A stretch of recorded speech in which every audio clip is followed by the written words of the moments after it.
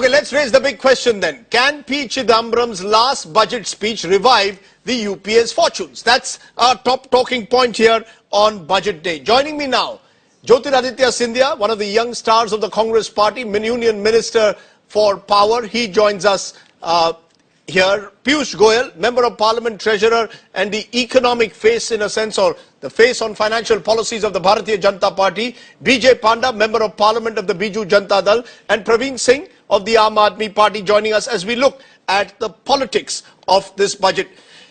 Mr. Scindia, respond first to those today who are saying the Finance Minister gave an election speech. It was more an exercise in self-congratulation at the end of 10 years of the UPA, not a ruthlessly honest assessment of the state of the economy and what needs to be done to put the country out of the economic downturn. Respond to that.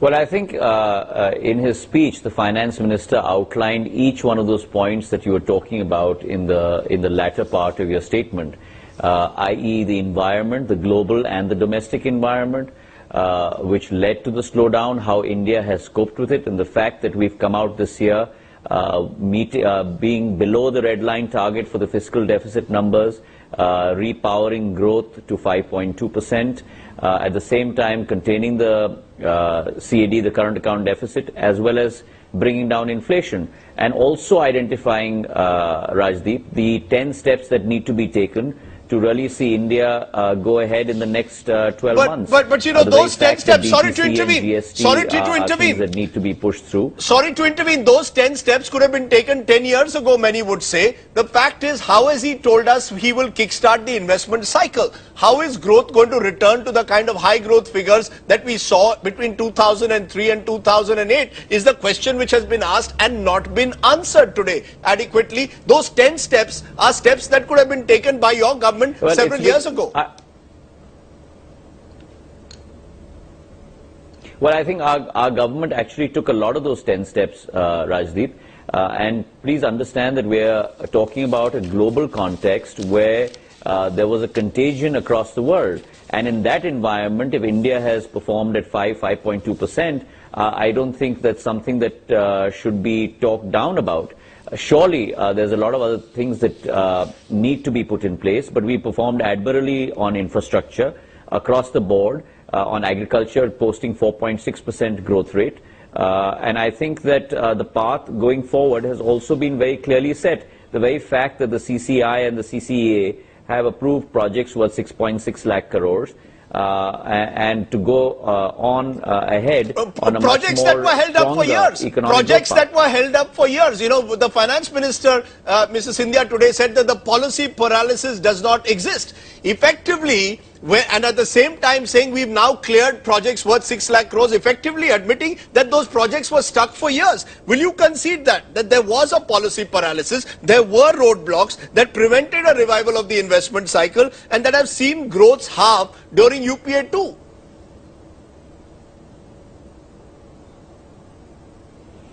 Well, I don't think it's as easy as that, Rajdeep, because if you look at it from an economic viewpoint, the very fact that you looked at all across the world, growth going into negative numbers, even in emerging economies, not only flat, but really negative numbers, and India still growing at 6.5%, 7% and 6%, I don't think it's something to, that should be played down.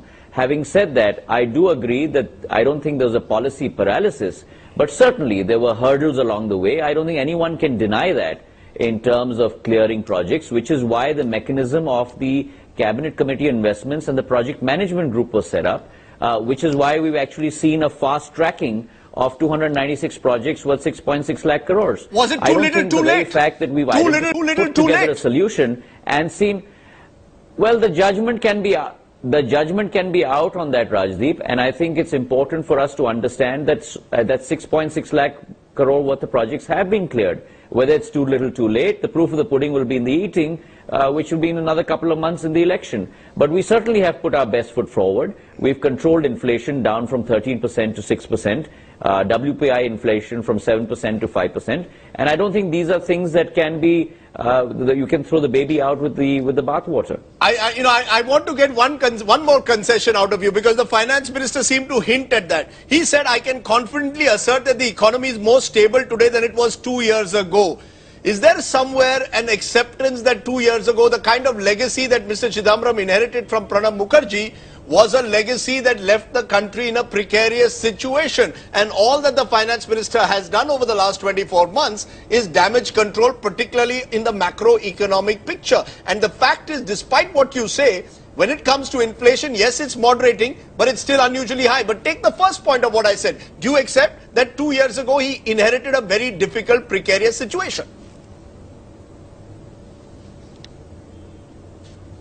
Well, 2 years ago, the world was in a very precarious, difficult situation.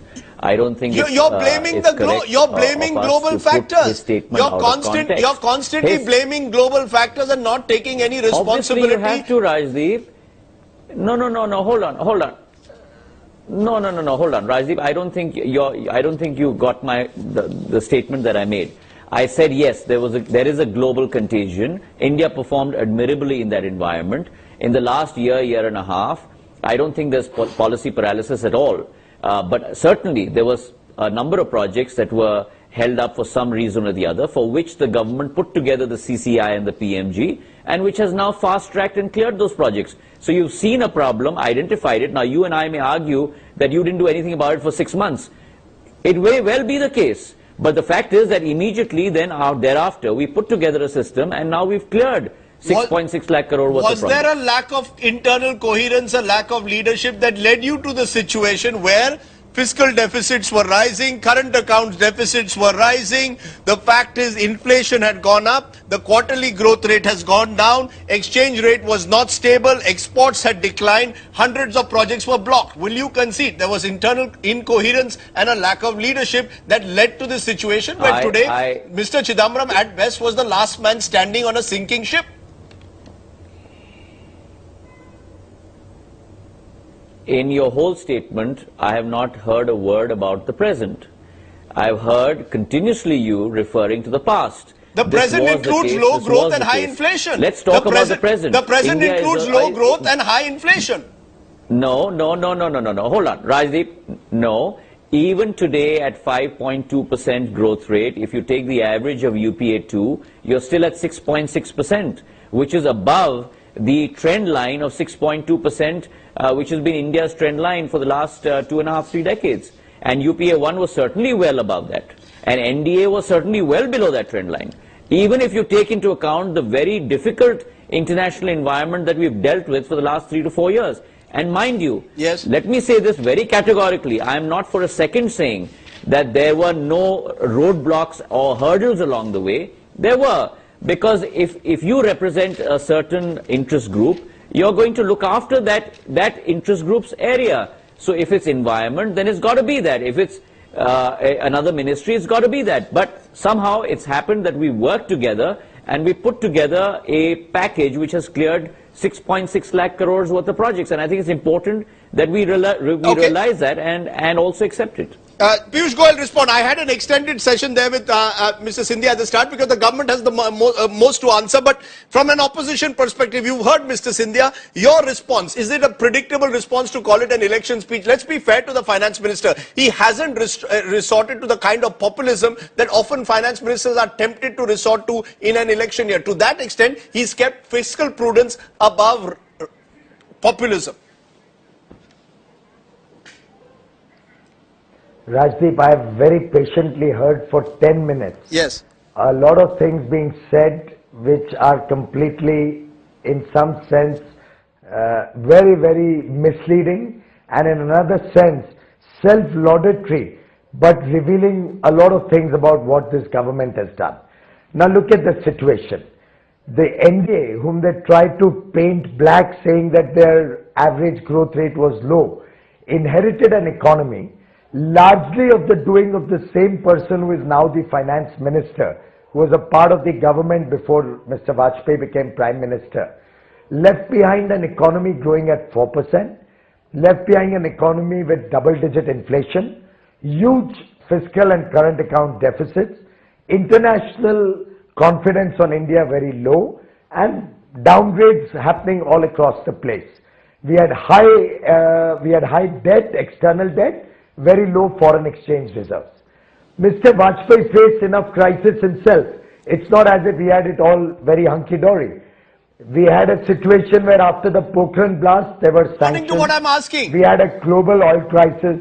We had the Far East crisis. One minute, Rajdeep, I heard for 10 minutes. Okay. A lot of ballooning. Let me set the perspective right. Despite all these problems, Mr. Vajpayee never gave excuses. Mr. Vajpayee never blamed the world. He internalized the issue. He focused on fiscal consolidation. He focused on job growth, created 60 million jobs, 6 crore jobs in 5 years, unprecedented in India's history. He created more infrastructure than ever before in India's history. He brought in financial sector reform, power sector reform.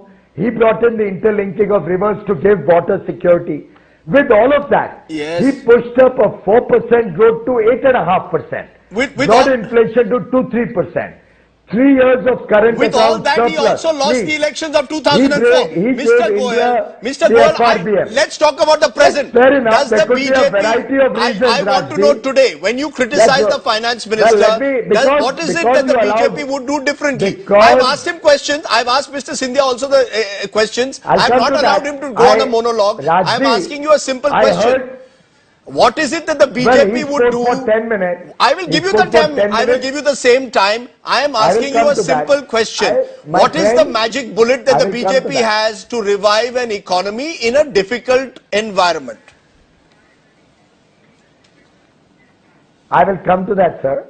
The fact is that what Mr. Vajpayee did is turn a fledgling failed economy into a prosperous, strong economy, which, thanks to their profligacy, thanks to their mismanagement, and thanks to the massive corruption, they have brought back to 4%, they have brought back to high external debt, they have frittered away the opportunities that were available to them in the first 5 years, and almost had a jobless growth, consumption-led growth, and wasteful expenditure-led growth for many years. Having said that, this 6,60,000 crores worth of projects. The fact is, there were interministerial turf war. An environment minister stalled all projects in the country. When he was replaced by another minister, that minister stalled projects for collateral reasons. When the government, he says, got seized of the matter, wanted to set up a national investment board, again ministers fought amongst themselves for 6 months. Pulak Chatterjee was asked to sort out the coal problem and provide coal to power plants to produce power. 1 year he could not come out with a report, again because ministers fought. Are you saying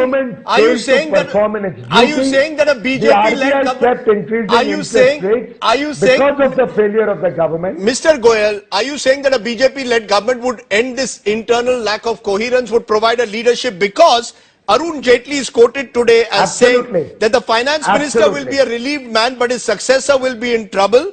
So am I to understand that in a sense the BJP is also seeking anticipatory bail? That look, the economy, if we come to power that we inherit, will be a crisis created by the UPA government. So please don't judge us too harshly. Are you also looking for an anticipatory bail? Because you know handling the economy is not going to be easy. Even subsidies have been passed on to you, 35,000 crores worth of them for the next fiscal. Rajdeep, I started by saying my government, my party and my leaders do not believe in giving named up excuses, blaming the world.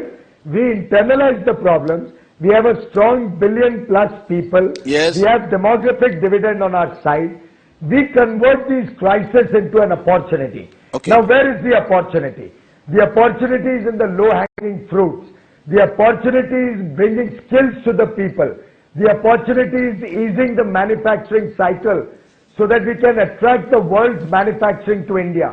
As China is becoming expensive, the world is looking for an alternate low-cost base. India can provide that. We can actually inch up manufacturing. We can emulate the example of Madhya Pradesh, Gujarat to give double-digit growth to agriculture. We can sort out the mess they have done with fertilizer pricing.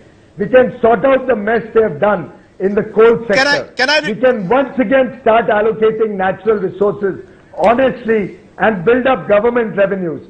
We can cut the wasteful expenditure on Bharat Pareshan ads that this government is wandering away. You've given us an agenda. Investments in the economy. Okay. They have actually stopped capital expenditure. You know, Piyush, we will kickstart investment cycle. Okay. We will create jobs Okay. in manufacturing, in tourism, in housing, in construction. That is our agenda. Okay. We will not give excuses. Okay, we will give action. Okay, that's your election speech, but Jyotiraditya Scindia, you are putting up your hand. You want to respond to that. I think the general consensus is that the investment cycle has not been kick-started.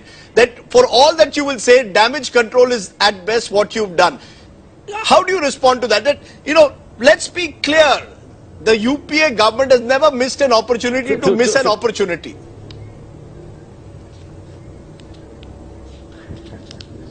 So 2 points very quickly, Rajdeep. First Yes. of all, I must congratulate my good friend Piyush that he's lived up to his reputation of continuing the diatribe against the UPA government, and this is exactly what the BJP stands for. It doesn't stand for a constructive building of India, but it's actually a destructive building of India.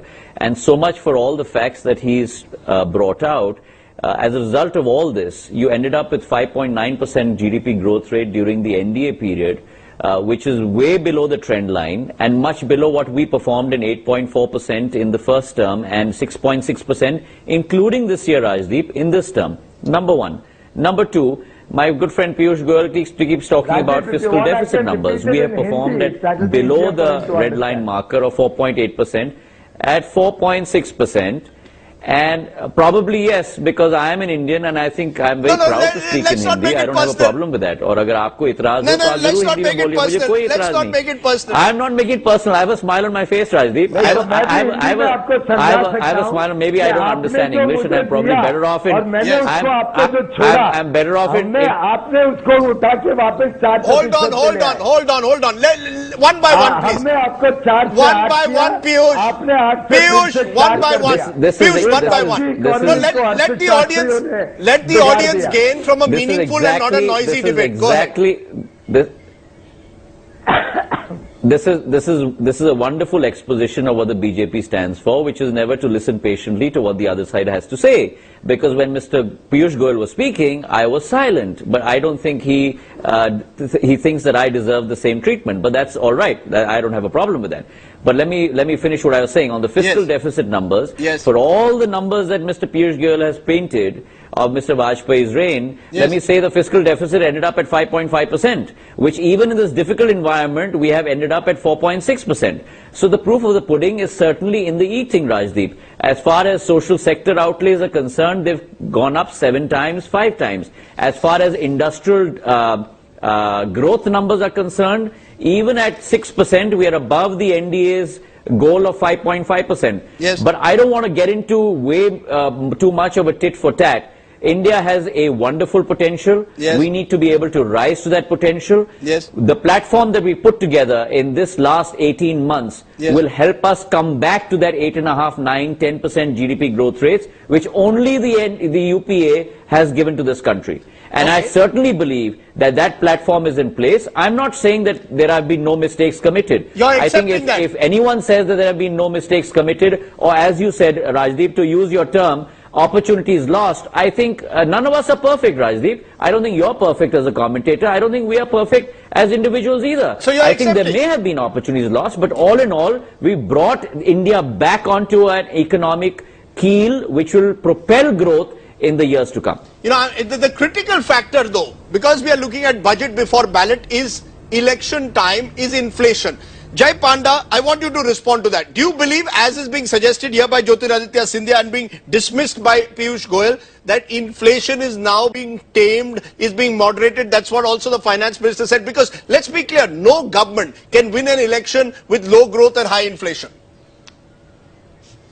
Before I answer the inflation question, Rajdeep, I must say Yes. listening to those two long monologues Yes. by the two largest parties in the country, Yes. Reiterates the impression that the media thinks that this is the entire dialogue that India is listening to. But the reality is, large parts of India do not give much credence to the position taken by either the Congress or the BJP. Of course, inflation is going to be crucial because such large parts of the country are dependent on a very day-to-day level of survival, very low disposable income, that big changes in prices hit them very, very hard. Of course, it's going to be crucial. But I just want to address some of the points raised by the two large parties. One is, an impression was given as if the global crisis was mainly responsible for India's problems. The reality is, nothing in the global crisis compelled the Indian government to send out such wrong signals to the market, to investors. Where was the wisdom in suddenly coming out with retrospective taxes to scare away investment? And it's not just scaring away FDI. If you look at Indian industry, they have been going slow in investing in this country, and in fact have been investing in other countries because they have more confidence in other economies than they have in Indian economies. I'm talking about Indian industrialists. The BJP also could have helped matters by not being inconsistent in some of its stands that it has itself promulgated in the past and not supported now. But I think the single biggest problem comes down to this. I don't think this government has gone out selling its agenda. You've got big ticket items like the GST stuck in committee because the top 3 or 4 leaders of this government have not spoken out about it, have not gone out to sell this idea to major regional parties. No. And Can I don't pick up on one point? Praveen, I'll come to you because I want to reflect on what Arvind Kejriwal said to you. But since Jyotiraditya Scindia is with us for just a few more minutes, I want to ask you. I think Jay Panda and Piyush Goyal have made one point. You have throughout blamed external factors. You've admitted, yes, there have been some missed opportunities, some hurdles, but your burden of your song is we were trying to revive the economy in a tough situation created by global factors. Mr. Scindia, the global factors did not, let's be clear, did not create a situation where road projects were stalled.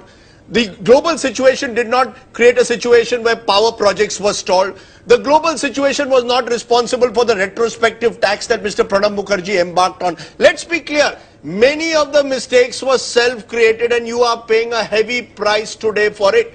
Will you concede that? Will you concede that in 2009 a certain complacency came in, a certain hubris came in, and today in 2014 you're having to pay the price? You cannot turn and say the economy did well between 2004 and 9. People are going to judge you over the last 5 years, not your first 5 years.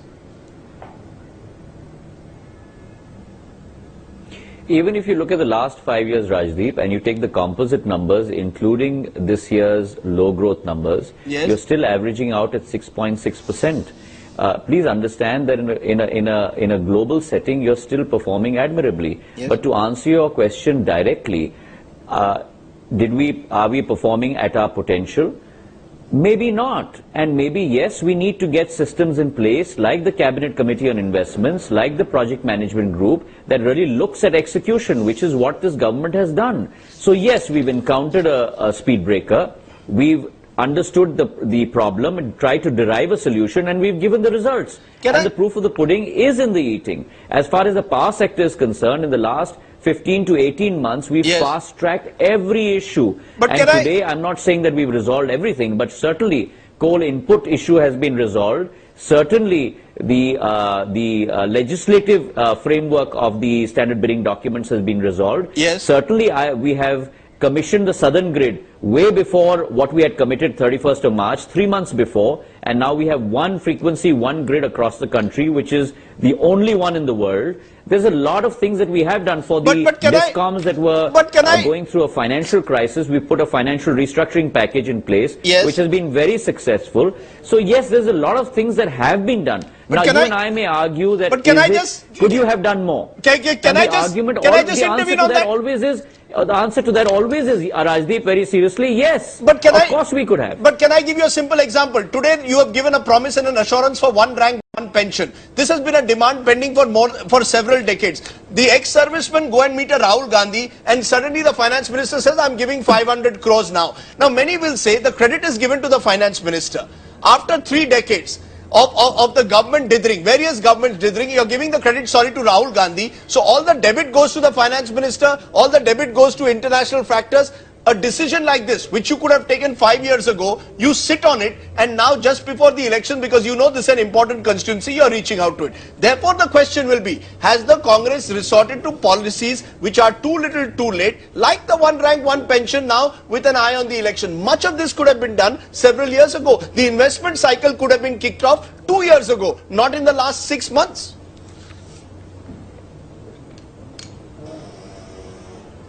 I don't agree with you, Rajdeep, for the simple reason that I think that this government is very committed to our agenda, which is very clear. You have to ensure that India grows totally as a whole, all 120 crore people, and not as islands of prosperity. To be able to do that and to have that 7x spend on education from 10,000 crores. But I'm giving an example of one rank, one pension. I'm giving you an example of one rank, one pension. A long-standing demand. Why is it that... Can I just complete my answer? Yes. Yes, but we've taken a decision today. If we had not taken it, you would have criticized us. If we've taken it, you're criticizing us. So it's a situation of damned if you do and damned if you don't. Narendra Modi raised it first. Narendra Modi raised it first. Rahul Gandhi takes a cue, and now the Congress gives it. The point is, Narendra Modi took raised the issue of one rank, one pension. No. Hold on. This has been an issue.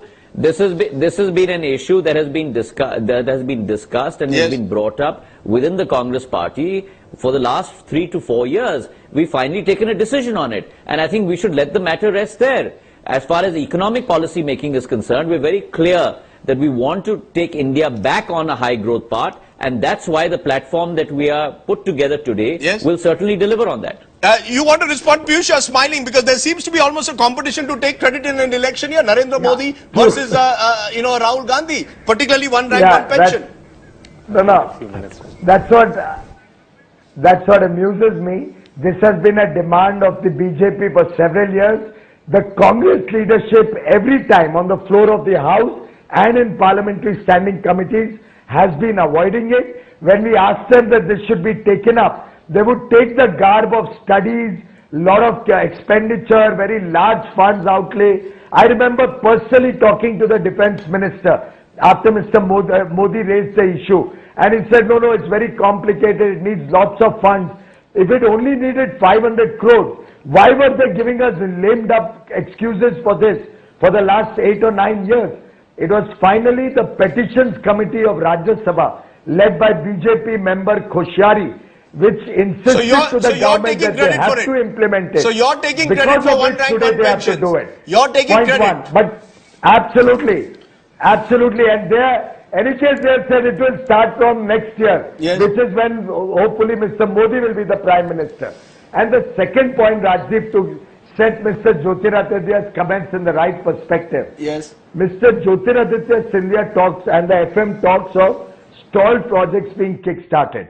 The other day I asked the Finance Ministry, name one project which has actually been started in execution. In the last few months, not a single project execution has started. Okay. Why? All financial sanctions have lapsed. Bank loans have lapsed. Promoters don't have equity. One permission has come from the Cabinet Committee. There are 6 other places where the files are stuck.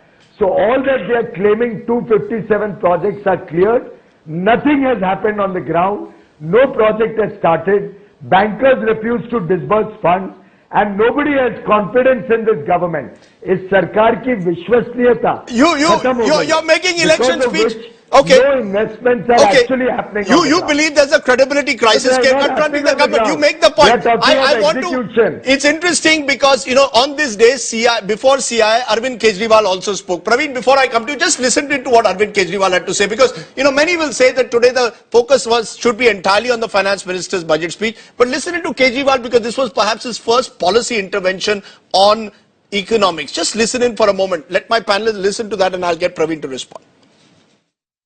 पहली चीज तो यह कि हमें governance तो sir सुधारनी पड़ेगी इस देश के अंदर। केवल प्राइवेटाइजेशन कर देने से सारी चीजें भ्रष्टाचार मुक्त हो जाएंगी, नहीं होने वाला। पर कई सारी चीजें ऐसी है जिसको प्राइवेटाइज करने की जरूरत है। There I completely agree with you. So we delink the two. जहां जहां कंपटीशन पॉसिबल है तुरंत प्राइवेटाइजेशन कर दीजिए सर। लेकिन जहां पे मोनोपोलिस्टिक नेचर है वहां पे सर प्राइवेट भी दिक्कत कर सकता है, उसके लिए हमें कोई मॉडल सोचने पड़ेंगे। If I contrast a Chidambaram with an Arvind Kejriwal, Praveen Singh, many will say at least Mr. Chidambaram is trying to wrestle with complex issues. The Aam Aadmi Party, on the other hand, is trying to simplify what is very, very complex economics. You offer free power, you offer free water. At the end of the day, we are in a difficult economic situation. How do you respond in the overarching budget situation where today at least the finance minister says fiscal prudence is important? Does it matter for the Aam Aadmi Party, or is the Aam Aadmi Party sending confused signals? Arvind Kejriwal says one thing at CII, might say one thing before an audience in, let's say, one of his constituencies. Yeah, Rajdeep, please allow me a few Yes, minutes. yes. I actually want to take this debate in a completely different direction. Yes. I would say that we are squabbling over the wrong issues. This debate today, when it talks about metrics like GDP growth, it talks about fiscal deficit, it talks about CAD deficit, I'm saying we've got the wrong metrics in mind. We are missing the big picture. See, economic models are meant for human well-being. We have not even defined the right objective. I would urge all of us today to say, first of all, we need to define the right metric. So, so tell me, please, what is the metric by which the Aam Aadmi Party would have measured itself? How would you measure a Chidambaram budget? What is the metric by which you measure a budget? I'm coming to it, Rajdeep. Please, Yes. please allow me some Yes. time. Just as you say, these are complex debates. They Yes. cannot be answered. I would say that three things need to be paramount. Each family should have secure and assured means of a dignified livelihood. There should be equity in society. And we should have a growth model or a way of living such that ecological sustainability, ecological harmony is maintained. These should be the three parameters on which any economic model should be judged. GDP, fiscal deficit, etc. can be means to this end. We are actually missing the objective. And I would even take issue with you on this, that the media is also getting caught in this debate and asking the wrong questions. Please tell me, how are you going to create jobs? Please tell me how the Aam Aadmi Party is going to bring in investment. Right. None of these critical issues are answered by the Aam Aadmi Party. We Right. can criticize today the finance minister for saying he has not told us how the investment cycle will be kick-started, but at least he's given us a 10-point agenda to make India's the third largest economy in the world by 2043. I don't see that coming from the Aam Aadmi Party. I will need to rephrase what I've said, Rajdeep. That's precisely my point, that these projects, these 10 points don't necessarily correlate to human well-being or economic welfare. So, clearly, you've said, you see the contradiction yourself. The last 12 years have seen 7+% of growth. Yes. Jobs have grown at less than 2%. 90% of these jobs are in the unorganized sector. These are transitory jobs, low-paying jobs, tough jobs. And we keep talking about, okay, let's have more projects, okay, let's have GDP growth. So I'm saying exactly that. So is this model meeting the core objectives of human well-being? And I'll add a point to this. Today there's a news article on page 3 of Indian Express. There's a book released called Modinomics. It is an official version which Mr. Modi himself was supposed to go and inaugurate. The book, I quote from that article, says that Mr. Modi and Mr. Chidambaram have exactly the same economic model. That book goes on to say that. So I'm also pushing it to say that while the NDA claims They have that the same economic model. I don't know what your economic model is. So I am saying our economic model. So if Yes. you give me time, I'll come to it. Give me 30 seconds. What is your basic economic model? What is the basic economic model of the Aam Aadmi Party? That's a bit What- unfair, Raji, but let me take a shot at it. Yes. We are saying the objective is dignified jobs to all families, equity in society, ecological sustainability. How do we do this?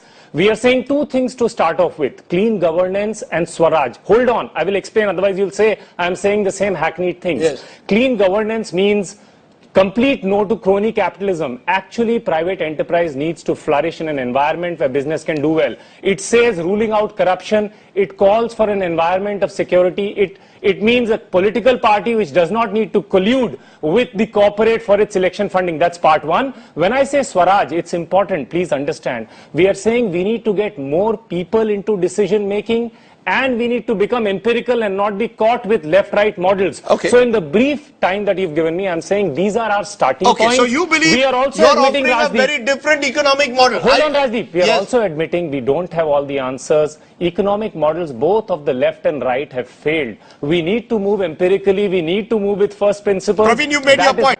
Praveen, I think you made your point. You're looking for a different economic model. You believe, importantly, the Congress and the BJP have the same economic model. Let me get Panda and Piyush Goyal to give me final comments on that, because in an election year, Many believe that the economy ultimately becomes a critical factor in deciding how people vote. Jai Panda, you take a bash at this first because you all are forming this so-called third front. Please tell us what is going to be the economic philosophy of the third front that is different from what I heard from Mr. Chidambaram today. What is it that you would do to kickstart the investment cycle, to bring in more jobs, to restore confidence in the Indian economy? Please tell me in 30 seconds what you would do. Rajdeep, I cannot resist mentioning to you that of the many budgets that Mr. Chidambaram has presented, yes, by far his best was not in a Congress-led government, not in a BJP-led government, but in a so-called third front government in 1996-97, yes, which was then described as the dream budget. Yes. And I think one of the okay, we seem to constitutional authorities. We seem to be losing the line with Jai Panda, unfortunately. Jai, can you hear me? Yeah, go ahead.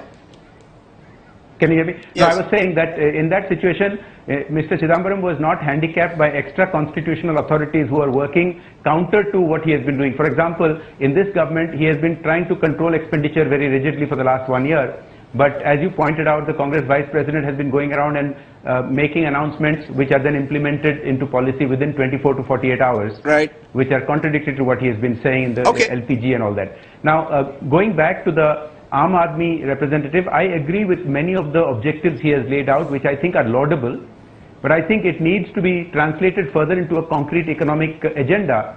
And of course, we must be for transparent governance and against crony capitalism. That goes to the root of the issue. But those are all you nice. Cannot start by saying that.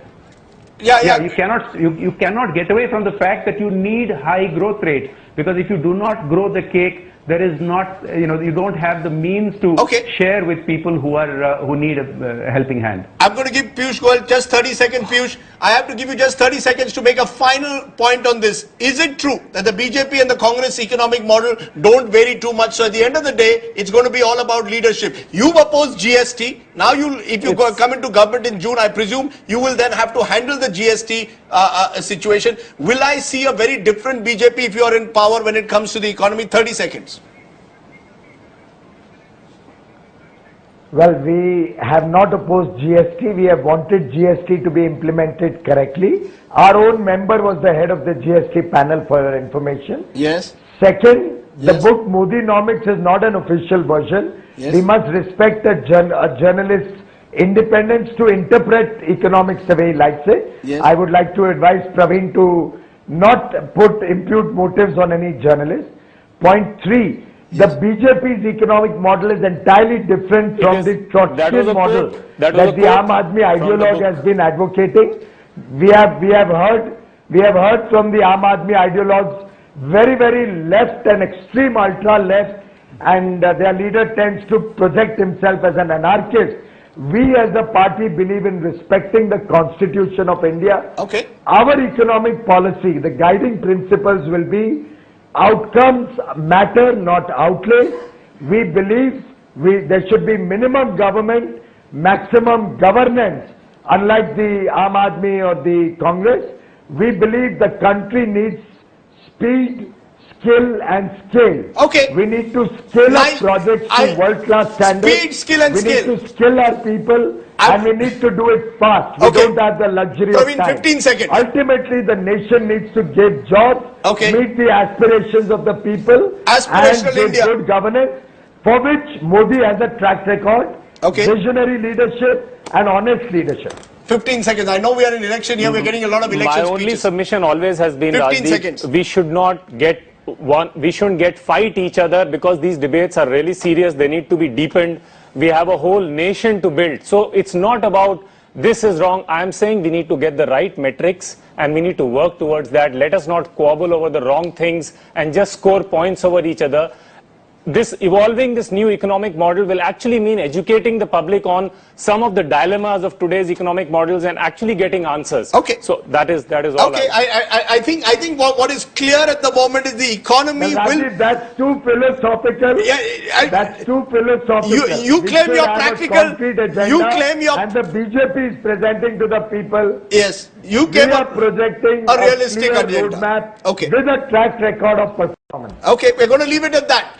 Piyush Goyal, Jyotiraditya Scindia, Jay Panda, Praveen Singh, appreciate your joining us. Editor's take, where do we stand on the issue that we raised today? P. Chidambaram's final budget speech of UPA 2 was perhaps the last stand of an instinctive reformer who has valiantly tried to salvage a tough, almost impossible situation he inherited 2 years ago. He also needs to be commended for placing fiscal prudence ahead of short-term political benefit. But governments are a continuum. Mr. Chidambaram therefore cannot distance himself from the legacy of the last 5 years, a legacy of sloth, indecision and at times rank populism. It will be that economic legacy which will be tested by the Indian voter in the general election. And it is on that ground that the UPA may be harshly judged as a government which never missed an opportunity to miss an opportunity.